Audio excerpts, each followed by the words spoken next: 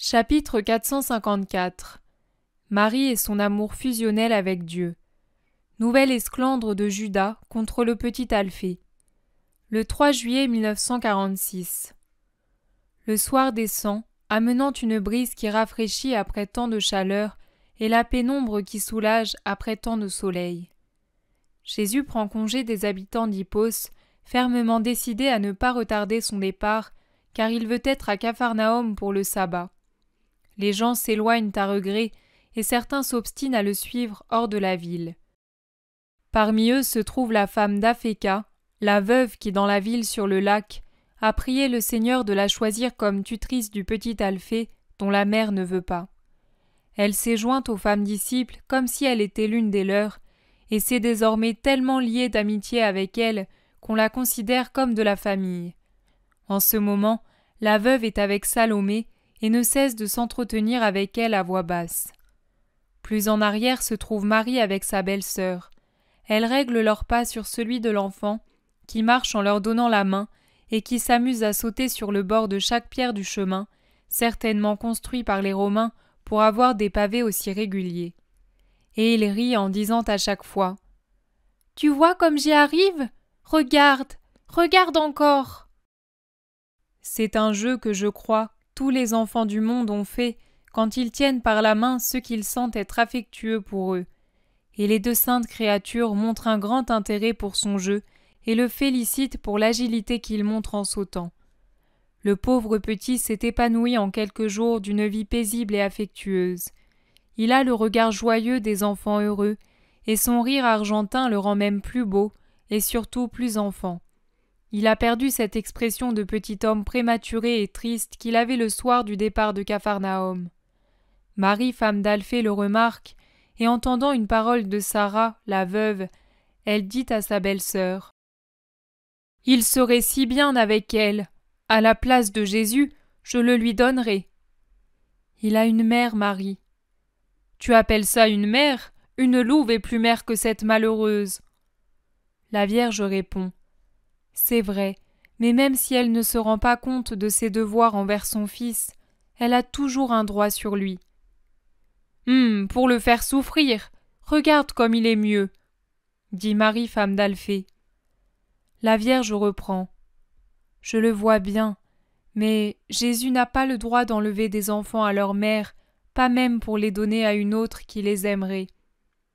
Les hommes aussi n'auraient pas le droit de... Mais suffit, moi je sais. Oh, je te comprends. Tu veux dire, les hommes aussi n'auraient pas le droit de t'enlever ton fils, et pourtant ils le feront. Mais en faisant cet acte humainement cruel, ils susciteront un bien infini. Ici, au contraire, je me demande si ce serait un bien pour cette femme. Mais pour l'enfant, oui. Mais pourquoi Jésus nous a-t-il fait cette horrible prédiction ? Je n'ai plus de paix depuis que je l'ai apprise. Ne savais-tu pas auparavant que le Rédempteur devait souffrir et mourir ? Si, évidemment, mais j'ignorais qu'il s'agissait de Jésus. Je l'ai bien aimé, tu sais, plus que mes propres enfants. Il était si beau, si bon. Ah, je te l'ai envié, ma Marie, quand il était tout petit. Puis toujours, je faisais attention au moindre courant d'air pour lui et je ne puis me faire à l'idée qu'il sera torturé. Marie, femme de Clopas, pleure dans son voile, et la Vierge Marie la réconforte. Ma Marie, ne considère pas le sacrifice du côté humain, pense à ses fruits. Tu peux imaginer comment moi, je vois tomber la lumière chaque jour. Quand elle disparaît, je me dis « un jour de moins de présence de Jésus ».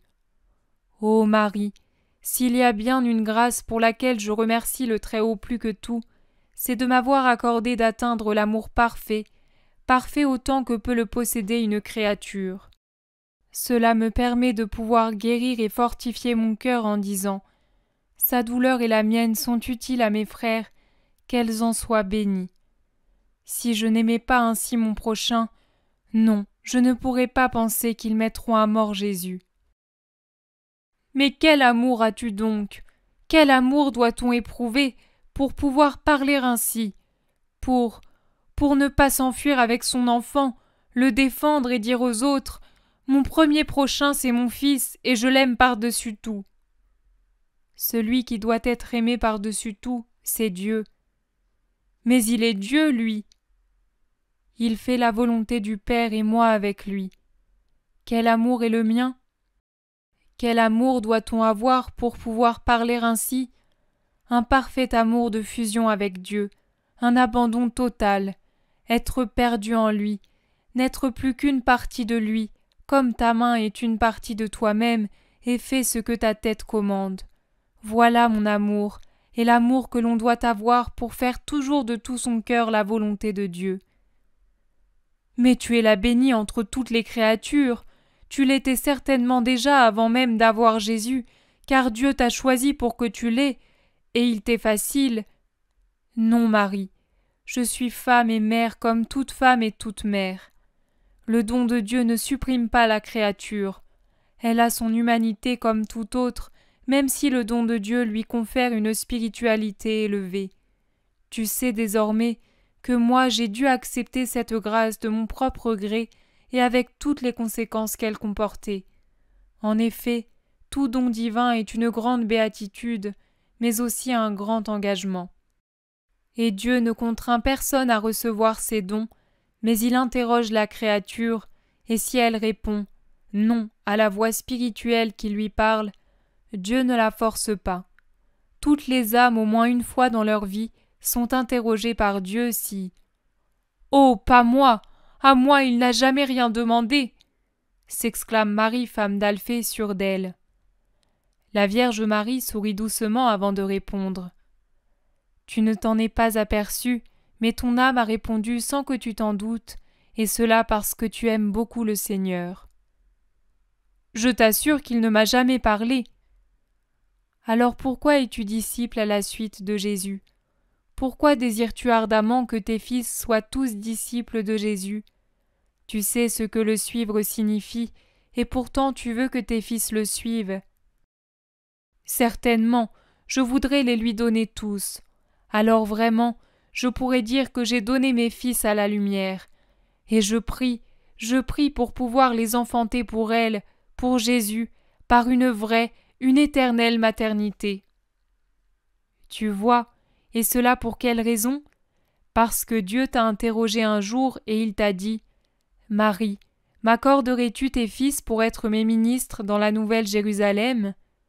Et tu as répondu « Oui, Seigneur. » Et même maintenant que tu sais que le disciple n'est pas plus grand que son maître, à Dieu qui t'interroge encore pour éprouver ton amour, tu réponds « Oui, mon Seigneur, je veux désormais qu'il soit tien. » N'en est-il pas ainsi? Si, Marie, c'est vrai, je suis si ignorante que je ne sais comprendre ce qui se passe dans mon âme. Mais quand Jésus ou toi vous me faites réfléchir, je dis que c'est vrai, que c'est certainement vrai.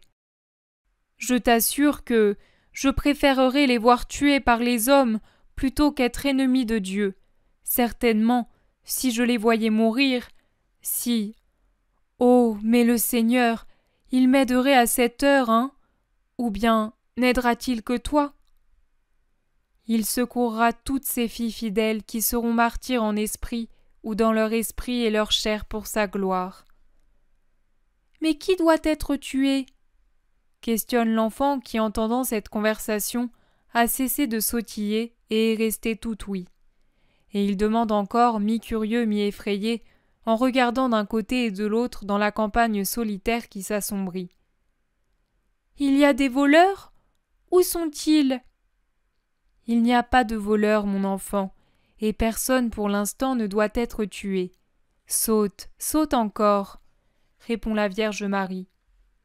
Jésus, qui marchait très en avant, s'est arrêté pour attendre les femmes. De ceux qui l'ont suivi depuis Hippos, restent 3 hommes et la veuve. Les autres se sont résolus, l'un après l'autre, à le quitter et à retourner en ville. Les 2 groupes se réunissent. Jésus dit « Restons ici en attendant la lune. Ensuite, nous partirons de façon à entrer à l'aube dans la ville de Gamla. » « Mais Seigneur, tu ne te rappelles pas comment tu en as été chassé? Les habitants t'ont supplié de t'en aller. » « Eh bien, Je suis parti et aujourd'hui je reviens. Dieu est patient et prudent. À ce moment-là, vu leur agitation, ils n'étaient pas capables d'accueillir la parole que l'on doit écouter avec une âme paisible pour qu'elle porte du fruit. Souvenez-vous d'Élie et de sa rencontre avec le Seigneur sur l'Horeb. Pensez qu'Élie était déjà une âme aimée du Seigneur et habituée à l'entendre. Or ce fut seulement dans la paix d'une brise légère, quand son âme reposait, après son effroi, dans la paix de la création et de son moi honnête, que le Seigneur a parlé. Et le Seigneur a attendu que l'épouvante laissée par la légion des démons en souvenir de leur passage dans cette région, car si le passage de Dieu est paix, le passage de Satan est perturbation, le Seigneur a attendu que cette épouvante retombe et que le cœur et l'intelligence redeviennent limpides pour retourner vers les habitants de Gamla, qui sont encore ses enfants. N'ayez pas peur, ils ne nous feront aucun mal. La veuve d'Apheka s'avance et se prosterne. « Et tu ne viendras pas chez moi, Seigneur ? Apheka aussi est pleine d'enfants de Dieu. » « La route est difficile et le temps est court. Les femmes sont avec nous et nous devons être de retour à Capharnaüm pour le sabbat. N'insiste pas, femme !» s'interpose Judas sur un ton tranchant, comme pour la repousser. « C'est que je voulais qu'il se persuade que je pourrais bien m'occuper de l'enfant. »« Mais il a déjà sa mère, tu comprends ?» dit encore Judas d'un air supérieur. « Connais-tu des raccourcis entre Gamla et Apheka ?» demande Jésus à la femme humiliée. « Oh oui, le chemin est montagneux mais bon. Il est frais parce qu'il passe au milieu des bois. Et puis, pour les femmes, on peut prendre des ânes, c'est moi qui paierai. Je viendrai chez toi pour te consoler, même si je ne peux te donner l'enfant parce qu'il a sa mère. Mais je te promets que si Dieu juge bon que cet innocent mal-aimé retrouve de l'amour, je penserai à toi. »« Merci, maître, tu es bon, » dit la veuve en jetant sur Judas un coup d'œil qui veut dire « Et toi tu es mauvais. » L'enfant qui a écouté et compris, au moins en partie, et qui s'est attaché à la veuve, elle l'a conquis par des caresses et par de bons morceaux, répète exactement ce qu'elle a dit, un peu par un mouvement naturel de réflexion et un peu par cet esprit d'imitation propre aux enfants. Mais au lieu de se prosterner aux pieds de Jésus, il s'attache à ses genoux et lève sa petite figure que blanchit la clarté de la lune. « Merci, maître, tu es bon. » Mais il ne se borne pas à cela, il veut dire clairement ce qu'il pense et achève. « Et toi, tu es méchant !» Et il donne un coup de pied à Judas pour qu'il n'y ait aucune erreur possible sur la personne. Thomas éclate de rire, ce qui entraîne les autres à l'imiter. « Pauvre Judas, il est vraiment dit que les enfants ne t'aiment pas. Chaque fois que l'un d'eux te juge, c'est toujours aussi mal. » Judas a si peu de retenue qu'il montre sa colère, une colère injuste sans proportion avec la cause et l'objet qui la provoque. Pour se défouler, il arrache brutalement l'enfant des genoux de Jésus et le rejette en arrière tout en criant « Voilà ce qui arrive quand on joue la comédie en matière sérieuse. Ce n'est pas beau ni utile de traîner à sa suite des femmes et des bâtards. » « Tu ne peux pas dire cela. Son père, tu l'as connu toi aussi, était un époux légitime et injuste, » fait remarquer sévèrement Barthélemy. « Eh bien, n'est-il pas maintenant un vagabond, un futur voleur ? N'a-t-il pas suscité des conversations peu flatteuses sur nous ? On l'a cru fils de ta mère. Et où est l'époux de ta mère pour justifier un fils de cet âge ? Ou bien on le croit fils de l'un de nous et… Cela suffit. Tu parles le langage du monde. Or le monde parle dans la boue, aux grenouilles, aux couleuvres, aux lézards, à toutes les bêtes impures. Viens, Alphée, ne pleure pas. Viens auprès de moi, je vais te porter dans mes bras. Grande est la peine de l'enfant.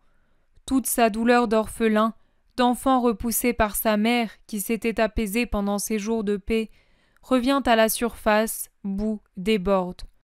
Plus que les égratignures qu'il s'est faites au front et aux mains en tombant sur un terrain pierreux, égratignures que les femmes nettoient et embrassent pour le consoler, il pleure sa souffrance d'enfant mal aimé. Des sanglots longs, déchirants, en appelant son père mort, sa mère, le pauvre petit. Je pleure avec lui, moi que les hommes n'ont jamais su aimer, et comme lui, je me réfugie dans les bras de Dieu, aujourd'hui anniversaire des funérailles de mon père, aujourd'hui où une décision injuste me prive de la communion fréquente. Jésus le prend, l'embrasse, le berce et le console tout en marchant en tête du groupe, avec l'innocent dans les bras, au clair de lune. Les larmes s'apaisent peu à peu et s'espacent, et on peut entendre dans le silence de la nuit la voix de Jésus qui lui dit « Je suis là, Alphée, je suis là pour tous, pour te tenir lieu de père et de mère. Ne pleure pas, ton papa est auprès de moi et il t'embrasse avec moi. Les anges prennent soin de toi comme s'ils étaient des mères. Tout l'amour, si tu es gentil et sage, est avec toi. » L'un des 3 hommes venus d'Hippos dit alors « Le maître est bon et il attire à lui, mais ses disciples, non, moi je m'en vais. » Puis on entend Simon le Zélote lancer à Judas « Tu vois ce que tu fais ?» Seule la veuve d'Aphéka reste parmi les femmes et soupire avec elle. On n'entend que le bruit des pas qui peu à peu s'affaiblit. En effet, les 3 habitants d'Hippos sont partis. Puis la troupe des disciples s'arrête près d'une vaste grotte qui est peut-être un abri pour les bergers, car le sol est jonché d'une couche de bruyère et de fougères coupées depuis peu qui isolent du sol humide. « Arrêtons-nous ici. Rassemblons pour les femmes ce lit de la Providence. Nous pouvons nous étendre là dehors sur l'herbe, » dit Jésus. C'est ce qu'ils font pendant que la pleine lune parcourt le firmament.